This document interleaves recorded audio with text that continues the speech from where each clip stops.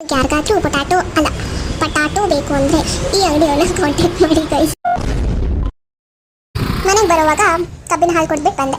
ಯಾರಿಗಾದ್ರೂ ಪಟಾಟೋ ಬೇಕು ಅಂದರೆ ಈ ಅಂಗಡಿಯವ್ರನ್ನ ಕಾಂಟ್ಯಾಕ್ಟ್ ಮಾಡಿ ಗೈಸ್.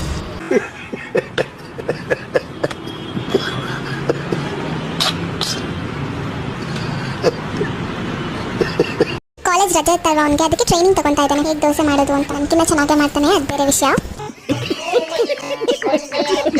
ರವೆ ದೋಸೆ ತಿನ್ಕೊಂಡು ನೋಡಿ ಚಿಕ್ಕ ಹುಡುಗ ಥರ ಇನ್ನ ಗೇಮ್ ಆಡ್ಕೊಂಡು ಕೂತವನೆ. ಅಯ್ಯೋ ದೇವ್ರೇ, ಮಾಮ ನಿನ್ನದು ಏನು ಅಂತ ಹುಟ್ಟಿಸ್ಬಿಟ್ರು. ಹಾಂ, ಅದೇನು ಮುಹೂರ್ತ ನೋಡಬೇಕು, ನಿನ್ನ ಹುಟ್ಟಿಸಿದ ಮುಹೂರ್ತನ. ಯಾರು ನಿನ್ನವರು, ಯಾವುದು ನಿನ್ನದು ಎಂಬುದು ಅರ್ಥವಾಗುವುದು ಸಮಯ ಬಂದಾಗ ಮಾತ್ರ.